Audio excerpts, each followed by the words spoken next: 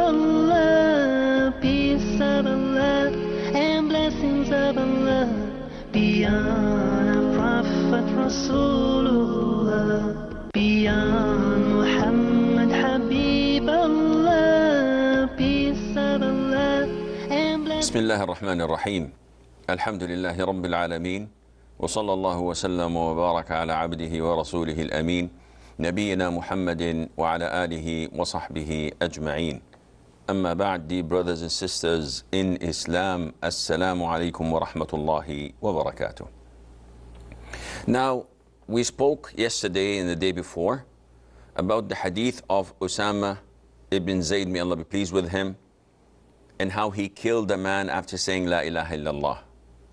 And yesterday we spoke about the conditions that must be fulfilled in order to nullify a person's Islam, to invalidate a person's Islam, and to say that he had committed an act of apostasy. And I promised you that we will speak a little bit about one of the most deviant and dangerous sects in Islam, and that is Al-Khawarij. And when researching the topic, I was overwhelmed by the flow and by the so many hadiths, authentic hadiths, that the Prophet ﷺ described this sect with. Now, to be objective, we have to study the text, first of all, and then analyze if it falls on what we see nowadays or not. So, without further ado, the first hadith is narrated by Jabir ibn Abdullah, may Allah be pleased with him and with his father. A man came to the Prophet ﷺ while the Prophet was distributing some of the booties of the war.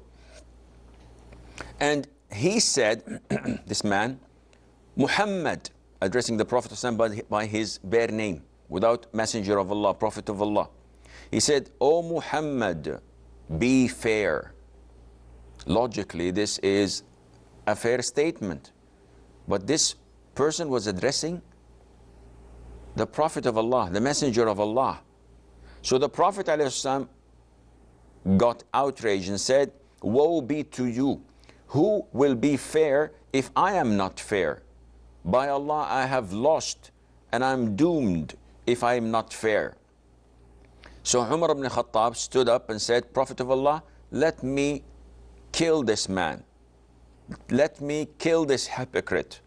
So the Prophet said, alayhi, I seek refuge in Allah Azza wa Jal, that people would talk and say that Muhammad is killing his companions. And this is point one, that the Prophet ﷺ was paying attention to what people may say about him and about Islam. And this is perfect Islamic PR, public relations. He is saving and protecting the image of Islam. Though the man is deserving to be killed, yet he said, no, I seek refuge in Allah. People would speak and say that Muhammad is killing his companions. This would put people away from Islam, turn them away from Islam and put them off Islam. The Prophet said afterwards, this man and his companions, meaning that he has followers, recite the Quran and it does not exceed their throats, and they exit from Islam exactly as an arrow exits a prey when it is shot with one. This hadith is agreed upon. Yusayr ibn Amr said to Sahal ibn Hanif, Sahal ibn Hunayf, may Allah be pleased with him, a great companion of the Prophet. He said, did you hear anything that the Prophet said alayhi salatu wasalam, about the Khawarij? Suhail or Sahal ibn Hunayf says, I heard him say, the Prophet of Allah, and he was pointing towards Iraq.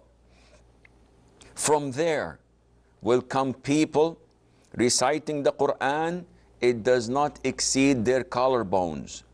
They exit Islam, they will pass out of Islam as an arrow passes out of the prey. a clear explanation and description. Also, a similar incident to the first hadith, but this one was narrated by Abu Sa'id al-Khudri. He said that Khalid ibn al-Walid, alongside with Umar, said to the Prophet ﷺ, allow me to kill this hypocrite. The Prophet said ﷺ, from the offspring of this man will come a generation reciting the Quran does not exceed their throats. They kill the Muslims and they leave in peace the idol worshippers. They pass out of Islam as an arrow passes out of a prey. By God, if I were to see them, I would kill them and annihilate them like the people of Ad were annihilated as mentioned in the Quran. And this is also reported in Bukhari and Muslim, agreed upon. Abu Sa'id also narrates a similar version where the Prophet said alayhi salatu wasalam, that this, as Abu Sa'id says, this man is one of the hypocrites. So though he is from the Khawarij, also adding to that, he's a hypocrite. Because Allah Azza wa Jal says, and of them are some who accuse you, O Muhammad, in the matter of distribution of the alms. And this is exactly what the man did. Abu Sa'id al-Khudri, may Allah be pleased with him, also mentions a hadith that was reported by Imam Ahmad in the Musnad and Abu Dawood in the Sunan and Al-Hakim in the Mustadrak and authenticated by Shaykh Al-Albani. This is a beautiful hadith. The Prophet said, alayhi salam, in my ummah, there will be a time of separation and division and difference of opinion. And there will rise a group of people that are eloquent in speech and are awful and evil in acts and deeds. They recite the Quran, but it does not pass or exceed their collarbones. They exit Islam, they pass out of Islam as an arrow passes out of a prey, and they would never go back to it, meaning to Islam, until that arrow goes back to the bow. After it's being shot, there's no possibility of it coming back. The Prophet says also, salam, they are the most evil of Allah's creation. And paradise, or tuba, paradise is for those who kill them. And paradise is for those who is killed by them. They call to the book of Allah.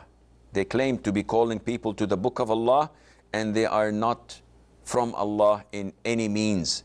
Whoever fights them, he is more worthy of being from Allah Azza wa Jal. So the Prophet says, what is their feature?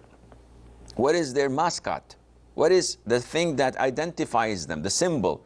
The Prophet said, alayhi salam, the shaving of the heads. So this is their sign. Now, scholars say, Al-Khawarij are any rebellious group that renegades and gives takfir to people and fights the majority of Muslims. These are the Khawarij. Whether they're calling people to their innovation and fighting them over it or not. So you can also include the Rafida in this, because they fight the people over their innovation and they give takfir also to the majority of Muslims. So nowadays, people have gone into extreme in the sense that the word Khawarij is being used as a weapon, and it's aimed at anyone who abides by the Sunnah. So if there is a faction of the Mujahideen, freedom fighters, who are fighting for the sake of the religion and against tyranny or against disbelief or against the invader kafir, disbelievers who are invading their country, usually the media call them Khawarij. And they're not Khawarij. They're simply defending themselves. Anyone would defend his country if being attacked by aliens or by strangers, let alone by disbelievers.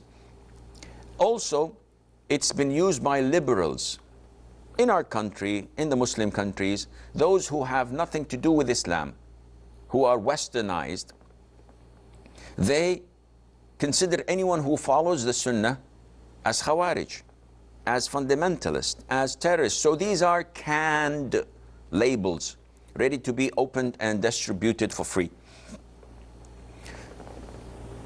Therefore, it's extremely important to study this group thoroughly. And this is not the right time to do it, but we're at the end of the time of the program, so we would like to utilize it as much as possible just to highlight the danger of this sect. To the extent when the Prophet said ﷺ, that 73 divisions and sects of my ummah are all in hell except one.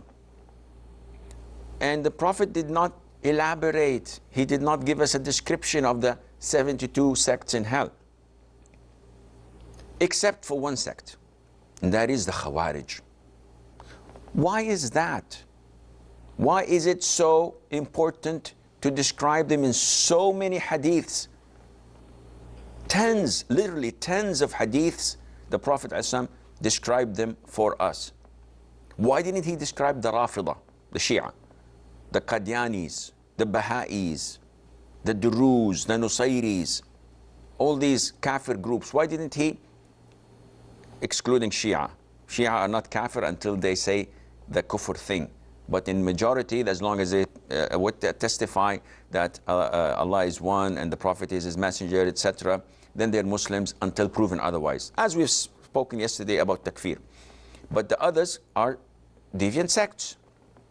Why didn't the Prophet ﷺ explain and elaborate about the description? For a very simple reason, that the Khawarij, people are fooled by them in the thousands. They see long beards, short thobes, their enthusiasm in worshiping Allah, reciting the Quran. They look like good people. They look like righteous people, but they go against the principles of Islam. So because people would fall into their trap, as we see them now, they're being recruited in the thousands from Germany, from UK, from Chechnya, from Russia. Ignorant people don't have any knowledge about the Khawarij. All what they hear is beautiful hard rock nasheed of killing, of slaughtering, of doing this, and Islam would prevail and the kufr would lose. And they see people that look pious and look God-fearing, and they hear Quran, Allah says, Allah says, Allah says. So they're fooled by them, they're lured by them, and then they're recruited to be one of them. This is why it is essential for you. You're confused, I know. You have to be confused. But how would you get out of this confusion? By detonating a bomb? By blowing yourself up in a mall? No, you have to go back to the Quran and to the Sunnah. And if Allah wants good for you, He will expand your heart and open it, so that you can see the truth with your heart. I've said some of the hadiths. I'll go on. Their description in the Sunnah. First of all, their young age. The Prophet said, alayhi salatu wasalam, and the hadith is in Sahih al-Bukhari, so no doubt about it. At the end of time, there will come people who are young in age, reckless in thought. They quote from the best of the best. So they quote the Quran and the Sunnah. They exit from Islam like an arrow exits from a prey. Their iman does not exceed their throats. Wherever you find them, kill them, because those who kill them will be rewarded on the Day of Judgment. Never ever I've seen hadiths that authentic and that clear in killing this division and fighting them. It's not enough to just debate with them. You have to annihilate them. And this is not from me, it's from the Prophet ﷺ. So the first characteristic is that they're young. And look at them. They're giving handguns and rifles to children in the 13 and 14 years of age to do their executions. And they boast about it. Is this Islam? Does this have anything to do with Islam? Wallahi, it doesn't. This is barbaric. This is politician, call it whatever we want, but this has nothing to do with Islam. Second feature, that they're foolish, they're restless, and they're reckless. They don't have sound minds. And this is what they're doing at the moment. And this is exactly how the Prophet explained it. They do not go back to the elders. They do not go back to the scholars and ask them. They're impulsive. Shoot first, ask questions later. And this is un-Islamic totally. And they think that they're doing good. Third characteristic, they're arrogant and they look down at every single person. So they're arrogant. They boast of what they've done. They do evil things and they post it on their selfies or on their videos. They slaughter innocent people, they burn people, they drown people, and they claim that this is justice. This is insane. This has nothing to do with Islam. And they think that by what they're doing, their arrogance and boastfulness, that this is part of Islam. The Prophet said, alayhi salatu wasalam, in an authentic hadith by Sheikh Muqbil bin Hadi al-Wadi'i, may Allah have mercy on his soul. The Prophet says, among you, there will be people who worship Allah and strive hard in worshiping Allah until people are amazed by them and until they are amazed by themselves. This is arrogance. The Prophet says they will leave Islam as an arrow leaves a prey. So this arrogance of theirs calls them to slander scholars, to speak ill about scholars, to use vulgar language with people of knowledge, while they themselves, wallah, they are unable to clean themselves after answering the call of nature. They have no knowledge. They don't have even knowledge of the basics. Like those who killed Al-Hussein ibn Ali, may Allah be pleased with him and with his father, came to Abdullah ibn Umar from the Khawarij on Hajj, and they said, Sheikh, we have killed a mosquito. The blood of the mosquito, does it invalidate our ihram, our state of pilgrimage? And Ibn Umar looked at those around and said, look at these imbeciles. They've shed the blood of the grandson of the Prophet ﷺ, one of the great companions of the Prophet ﷺ, one of the masters of the youth in paradise. And they ask me about the blood of a mosquito. This is their arrogance accompanied by their ignorance.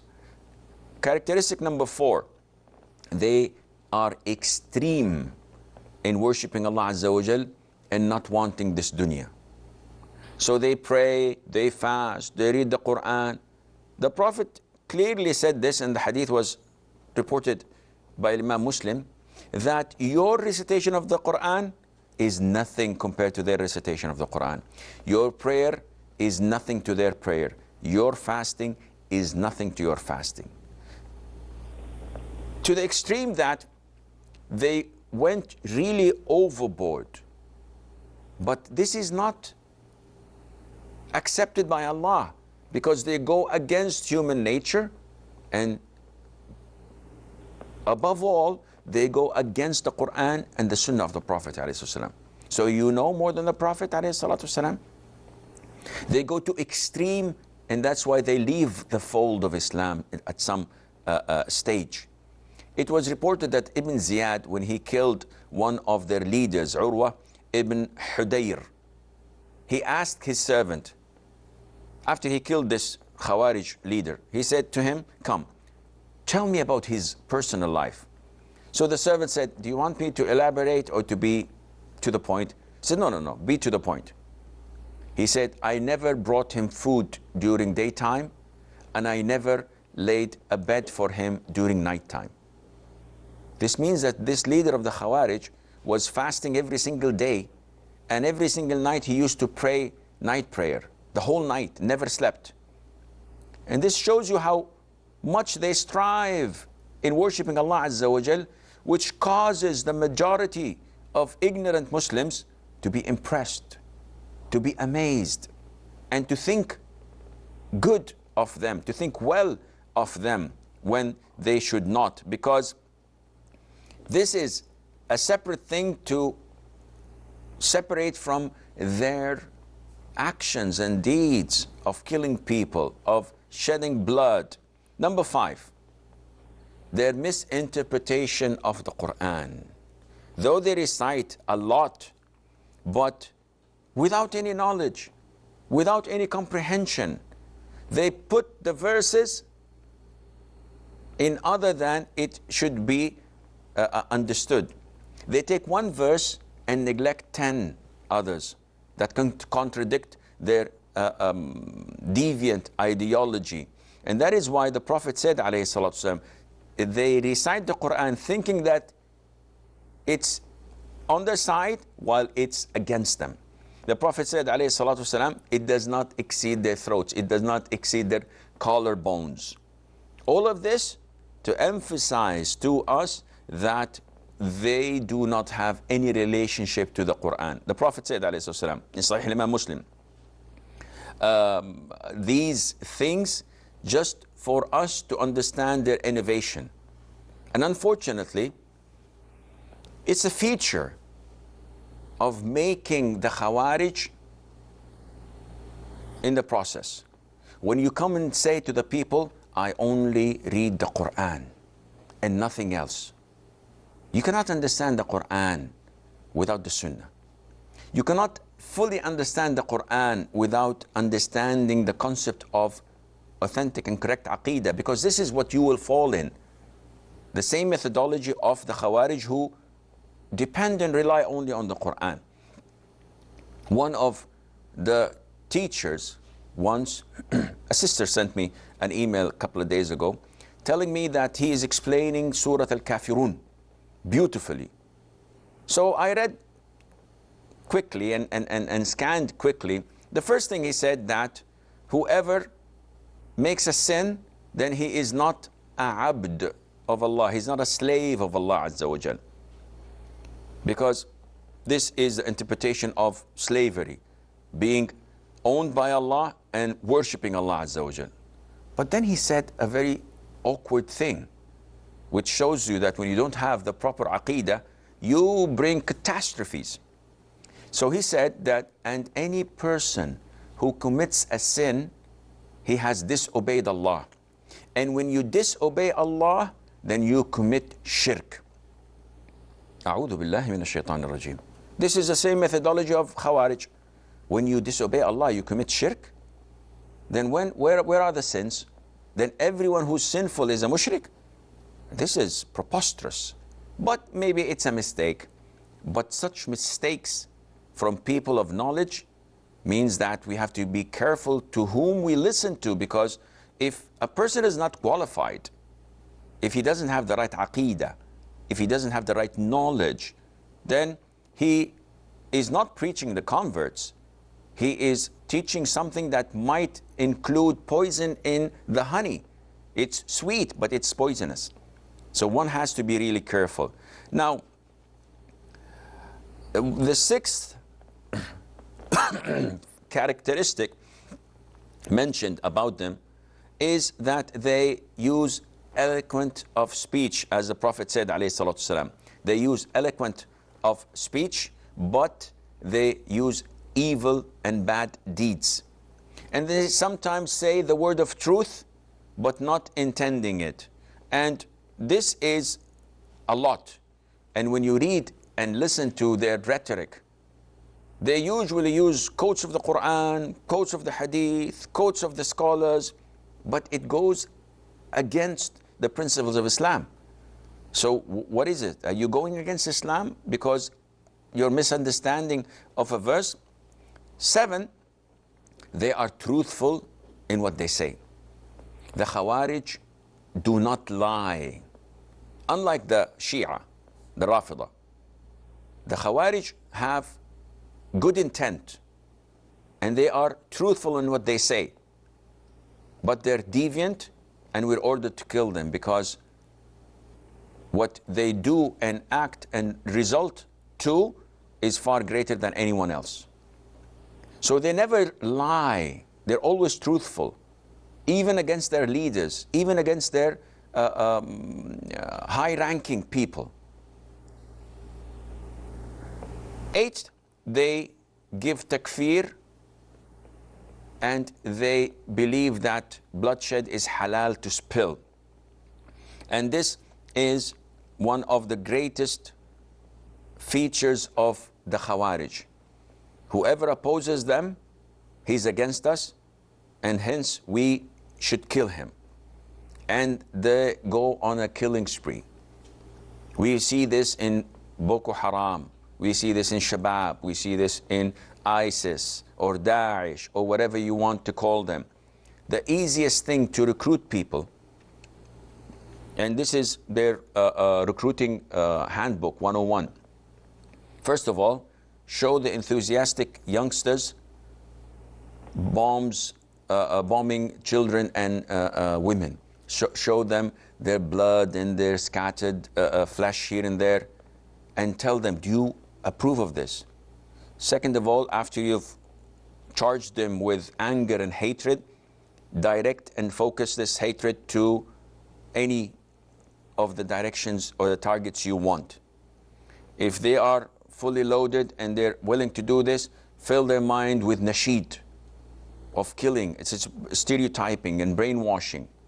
And then fill their minds with few verses and few hadiths about Jannah, about the Hur, and the price of it is to give yourself in the cause of Allah. And some of it is, as stated, eloquent speech, and it's true, and it's being quoted from the Quran and Sunnah as the Prophet told us as Islam. But they are evil and bad in deeds.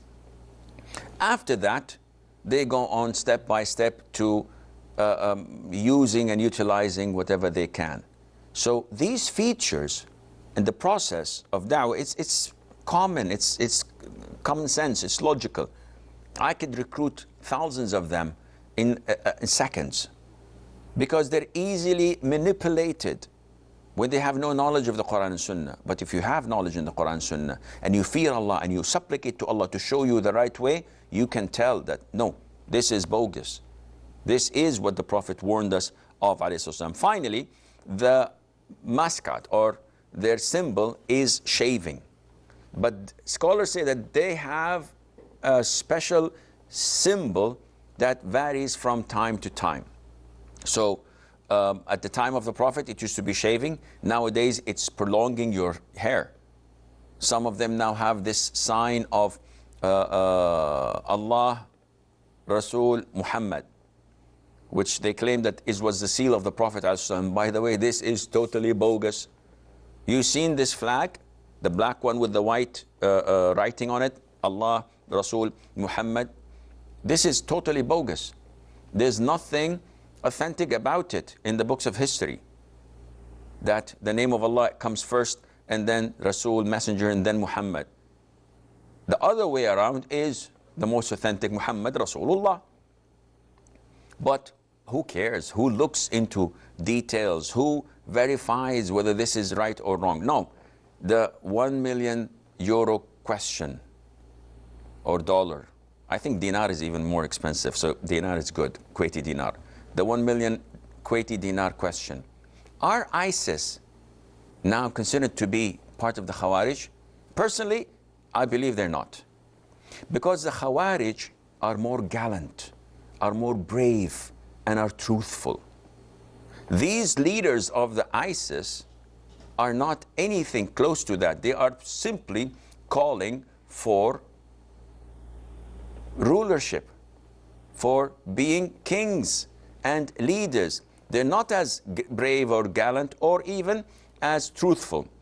On the 5th of Ramadan, Abu Muhammad al-Adnani, their official spokesman and one of their leaders, issued a statement saying that whoever fights ISIS, he has committed an act of kufr. He's a kafir. He has fallen into kufr, whether he knows it or not. So now fighting them is an act of kufr. It nullifies Islam. Although Allah Azza wa Jal tells us in the Quran, if two Muslim factions fight against each other, they are believers and you have to reconcile between them. But Abu Muhammad al-Adnani goes overboard and says, no, we are Islam. This makes it or breaks it. And this is preposterous. And it shows you that these guys are professional liars. Now, among them, there might be someone with good intent, but this is not enough. This good intent does not suffice. Muslims must fight them. Muslims must make think tanks. Muslims must collaborate money, da'wah, scholars, and activists to make websites, to invade the internet, the Facebook, the Twitter. We have to have volunteers coming and standing up in front of this devilish and evil weed before it corrupts your children, before it goes into your houses, before it corrupts your wives and let them migrate and be part of that deviant sect. It is not me. It is our Prophet ﷺ, if you believe in him, who ordered us to kill them wherever we find them. So we have to make a stand, and we will make a difference with the grace of Allah Azza wa Jal. We have a short break. Stay tuned, and inshallah, we'll be right back. Last week I asked one question, but I did not get reply. This regarding Salatul Tarawih. While the Tarawih prayer is in progress, some people who come late and they make Jama'ah for Isha prayer. So doing like this is correct, or what shall they do? Okay. Jazakallah. Okay, I will answer inshallah. Arshi from yesterday, she says, if someone recites the Quran and at the conclusion of it, he decides to give it to a deceased person, the reward, is this permissible? The answer is no. This is an innovation. So what about if someone dies and people visit to give their condolences, and we give them parts of the Quran, so that each one of them recites a portion of it, and by the end of the gathering, this would be a full Quran, and we give it to the deceased. This is an innovation as well. Rahma from Kenya. Rahma? I think we lost Rahma. Okay, third question is about shortening the prayer and combining. If you're traveling from a city to another city, and in the process, in the way of traveling, you may shorten and you may combine. There's no problem in that. The issue is if you reach that city, if that city is your hometown, or if that city is the place where you are residing in, then you cannot shorten anymore. Nor combine, because by the minute you enter, the exceptions or the permissions or the rukhas for shortening and combining is over. Asya from Saudi Arabia. Assalamu alaikum rahmatullahi wa barakatuh. Assalamu wa rahmatullahi wa barakatuh. Jazakallah khair, Sheikh. Jazakallah khair to you. Jazakallah khair to this TV channel. Barakallah. You know, there should be some scholars, some da'is, some good people, righteous people who will open the eyes and the heart of the people. Really, we are in the confused state. We see something else, and it is something else. Yes, I mean, you have given a very good view and open the eyes. What are the people who are doing all the wrong things? And Jazakallah khair for that. And alhamdulillah, it will surely help me and many other people also. Jazakallah. Wa jazakum. Barakallah feek, Sister Asya. Muhammad from Nigeria. Yeah. Yes, Muhammad. Yeah, I called yesterday. The question I asked before his answer today is that this Ali Sunnah Sheikh, he write a book and he preach about people that we can vote in Islam if we are living in non-Islamic country. So, and he quoted some hadith and some reference in the book why we can, express our right. But this brother quote, he gives them tafsir that if somebody is saying we should vote in a non-Islamic, then he's supposed to be killed. He's out of Islamic faith. So I want you to add it to my question that you asked me. If that is enough to give takfir, and if just people giving takfir because they talk about not using spoon, I understand. Use spoon and things like Muhammad, that. We just want you to elaborate this. I understand your question and I will answer it inshallah. Yusuf from Australia. Yusuf from Australia. Yes, Sheikh. Assalamu alaikum wa rahmatullah. Assalamu wa barakatuh. Sheikh, I'm asking one question. If an imam that leads you in prayer declares that he's a Shiite and a good number of you are Sunni, is it permissible for you to pray behind him? Okay, I will answer you inshallah.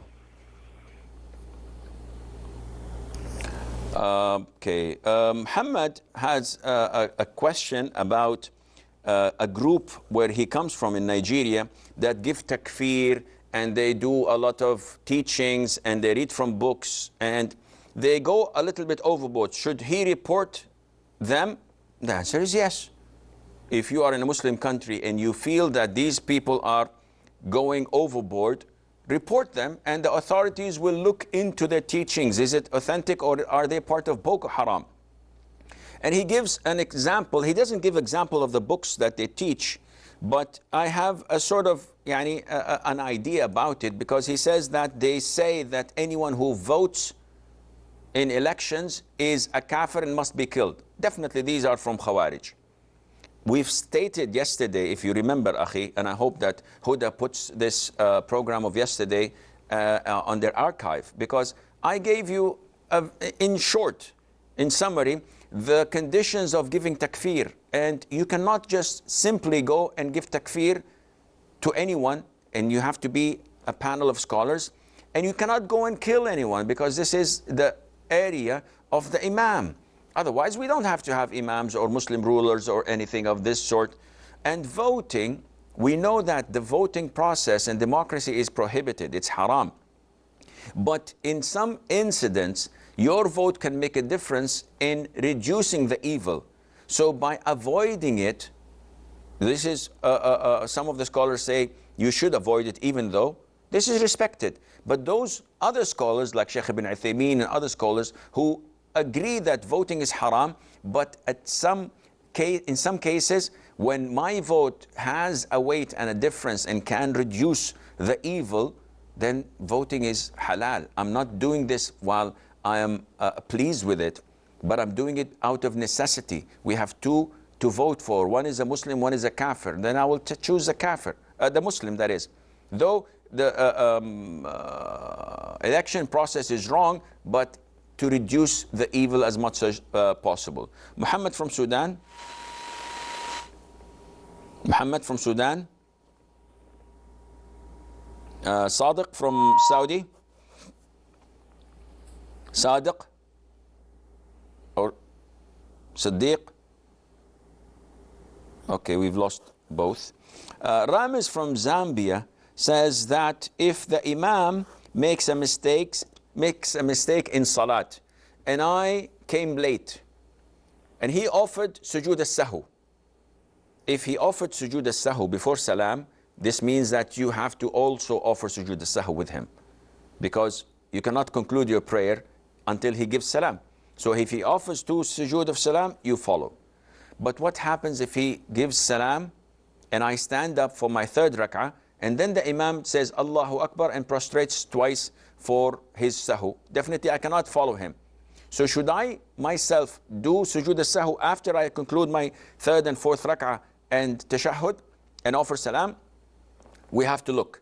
If the mistake happened in the first and second rak'ah, which you did not pray with him, then you are exempted. You don't have to make that sujood. If the sujood happened in his third and fourth rak'ah, which is your first and second rak'ah, and you were there, you were present, in this case you have to offer this sujood like he did it after the salam as well. Abdullah from Saudi Arabia. Assalamu alaikum, ya Shaykh. Assalamualaikum. My question is, I want to ask about Laylatul Qadr. Okay. The smart people who don't come at all when the Laylatul Qadr started, and then they will just jump in the mosque on the 27th. Only on the 27th to come and pray, and then they will just go back again to their usual business. How about what's the rule on about those people? Okay, any more questions? No, thank you very much. You're welcome, Akhi. Muhammad or Mamdouh from Saudi? Hello. Salam alaikum. Salamullah. Sheikh, please, I want to ask, I have two questions. Yes. First, I decided to give a gift to somebody. So, and after talking to the person, I got to know that the person doesn't need the gift. So I changed my mind and give it to somebody who needs it. Is that okay? Okay. And then the second question is, anytime I'm going to masjid, if I see somebody sitting down without praying, I feel so angry. It is okay for me. I feel so very angry that why is it that I'm going to masjid and the person is sitting down without praying? Okay. I will answer inshallah. وجزاك أخي. Siddiq from Saudi? Yes. Yes, أخي. Assalamu alaikum, Sheikh. Salamullah. In Indian culture, hello? Yes, أخي. In Indian culture, it is common for women to not be in hijab in front of the husband's brothers, especially the elder one. How far is this permissible? What is Islamic ruling over this? Okay, I will answer inshallah. وجزاكم. وحياك الله أخي. بارك الله فيكم. Rashid from France.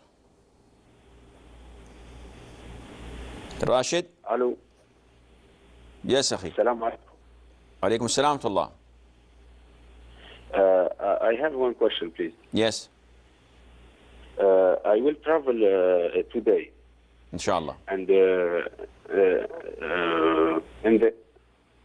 I can speak Arabic. But this is an English program, أخي. Okay. I will travel today, and I do Ramadan. طيب, okay. And now I can eat because the travel is 4 hours ago.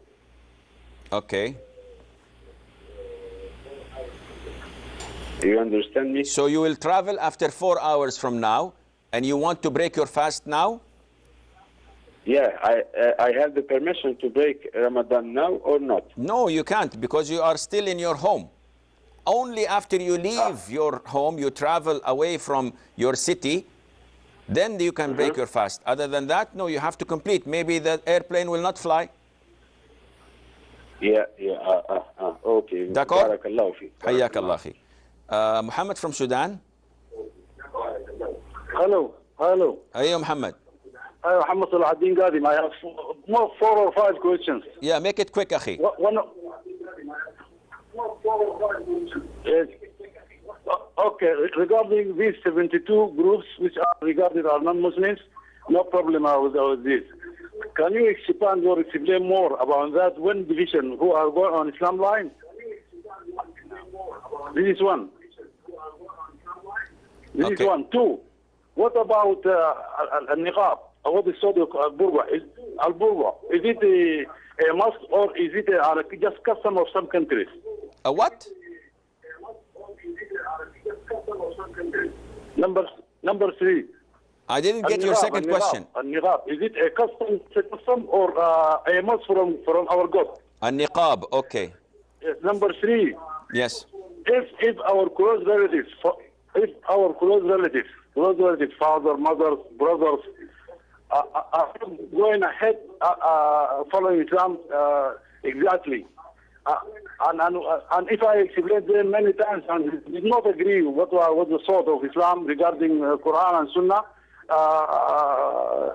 as our various Muslims following, if they do not accept this idea, can I get away from them? Hajr, can I do this? Okay. And what's the meaning of Hajr? Okay. In Islam, I can follow. Number 4. Thank you. Okay. Number 4. Yes. if a father has sisters, and he forbids them to take a niqab, is it to cover all their body except face and hands? Enough? Yes. Okay. I will answer you, inshallah. Shamsuddin from Saudi. Assalamu alaikum, Ya Sheikh. Samtullah.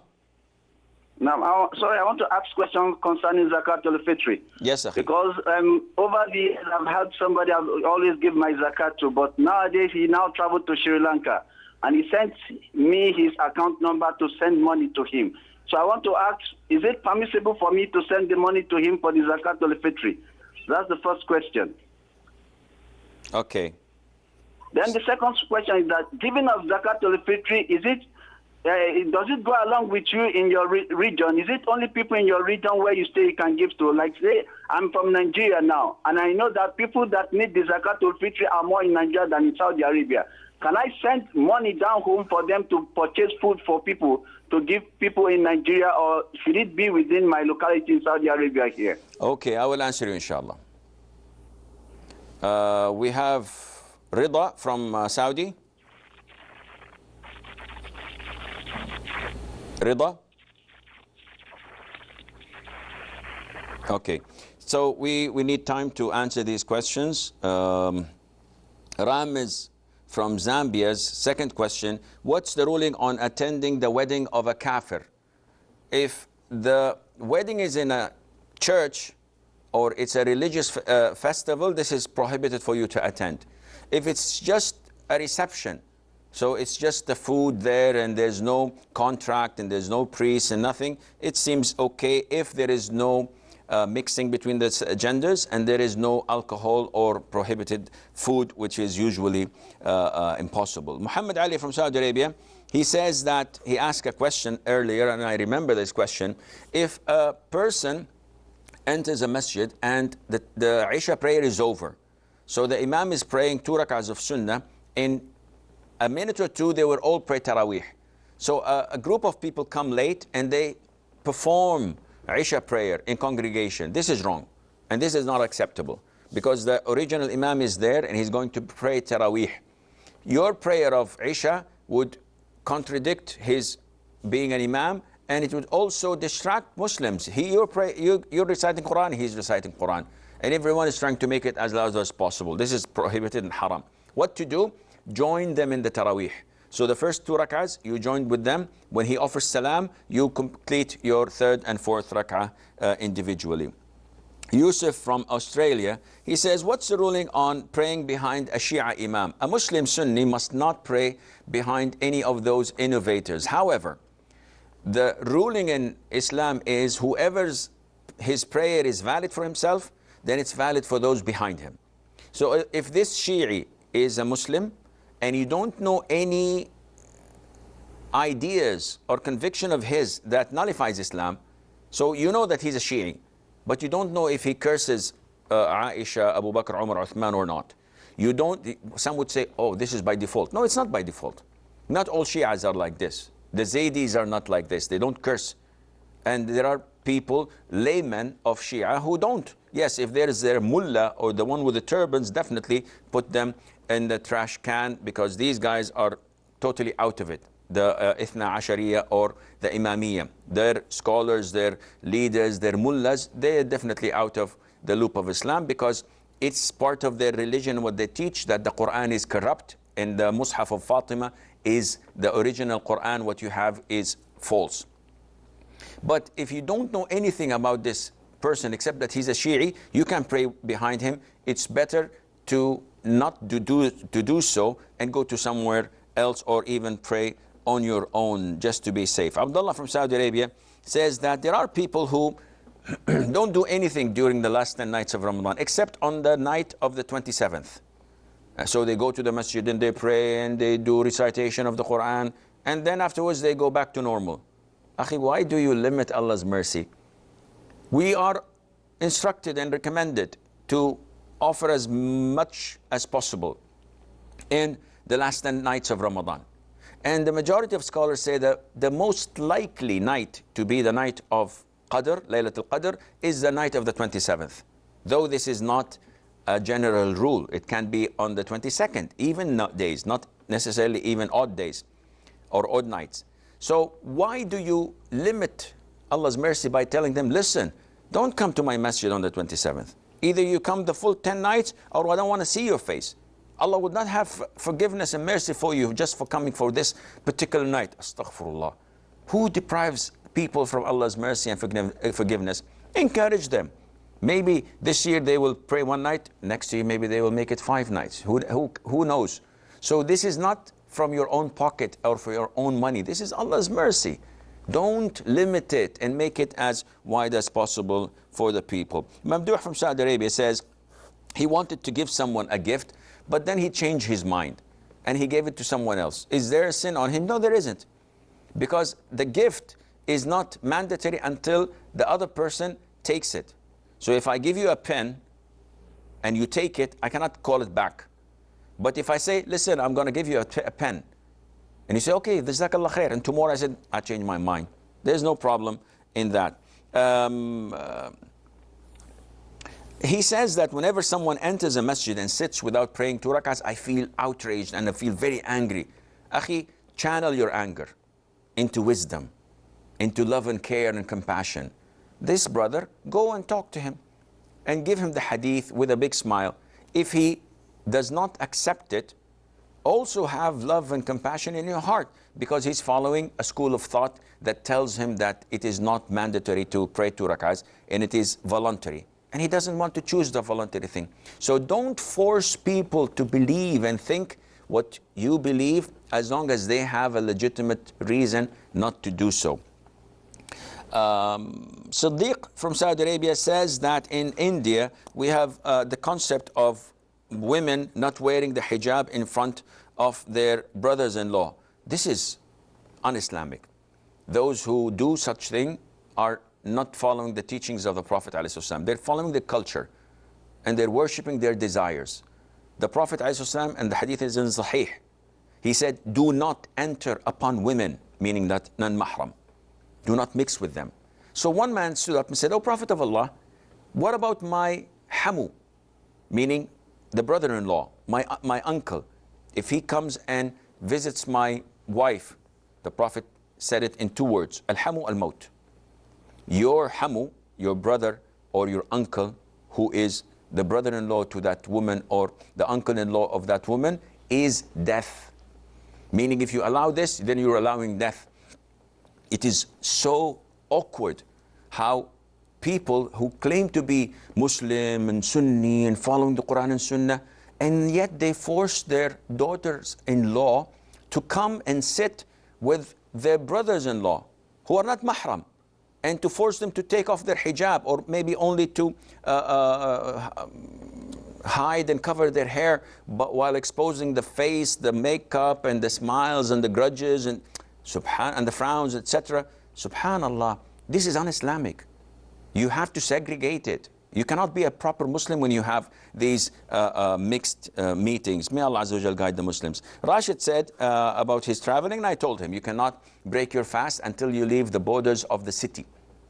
So even if you're at the airport, you haven't traveled yet, don't break your fast, as long as the sun is still up.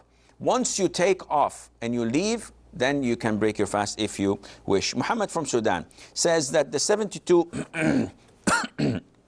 excuse me, the 72 deviant sects, are they Muslims or not Muslims? Some of them are totally not Muslims, and some of them are Muslims. So those innovators are part of the 72 sects. How would you define that? Because they're not on the footsteps of the Prophet ﷺ. Those who dance and chant, part of dhikr. Those who perform innovations such as Mawlid, or they celebrate innovated nights, they are not part of Ahlus Sunnah wal Jama'ah 100%, but they are not kafir, so they will not be in hell forever. So all deviant sects who are away from the Sunnah of the Prophet ﷺ, they're considered to be part of them. Those who fight the niqab, they're not kafir. Niqab is an issue of dispute among scholars and jurors. The most authentic opinion is it is mandatory, but those who see it otherwise, they are not kafir. They're have their choice to choose. The parents, such as the father and the husband, or the mother who do not abide by the sunnah, should I be with them? Ya akhi, give them da'wah, call them. They're not perfect. Your fingers are not alike. One is longer than the other. But you do need them all. So as long as they're Muslims and they're not abusive, just be kind to them, be tolerant, choose the right moment to give them da'wah, and impress them with your character as a Muslim, a practicing Muslim, not as a preacher or a scholar in your ivory tower dictating that this is halal, this is haram. No, people would not accept this. So try your level best to be kind to them. He says, his final question, that a father forces his daughter not to wear the niqab.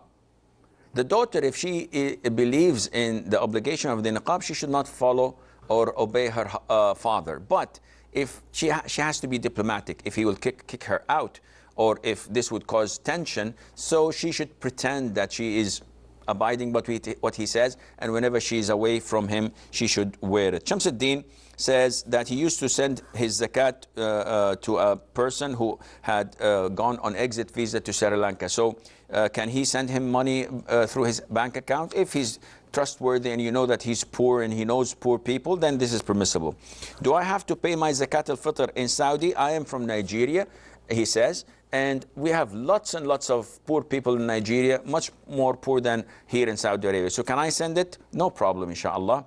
The majority of scholars say that it's much better and it's best spent locally. But if the need is dire and strong in your country, and you are sure that they will give the grain or the dates or the rice before the Eid here in Saudi Arabia, then this is permissible, and Allah Azza wa Jal knows best. I think maybe today, I'm not sure, maybe tomorrow would be the last of our program of mercy for mankind of Sallallahu Alaihi Wasallam, but I'm not sure. So if you don't see me tomorrow, then you know that I'm lazy and I've called it a day, and I pray to Allah Azza wa Jalla that we meet later on Ask Huda as usual between Maghrib and Isha every Saturday on Huda TV. So until then, I pray to Allah that He accepts your fasting, Allah Azza wa Jal accepts your night prayer, and I pray to Allah Azza wa Jal that this Ramadan is proven to be the best Ramadan ever to pass on you and me with the grace of Allah Azza wa Jal. Until then, I leave you fi amanillah. Wassalamu alaikum wa rahmatullahi wa barakatuh. Beyond our Prophet Rasulullah, peace of Allah and blessings of Allah. Beyond Muhammad Habibullah, peace of Allah and blessings of Allah. Beyond our Prophet Rasul.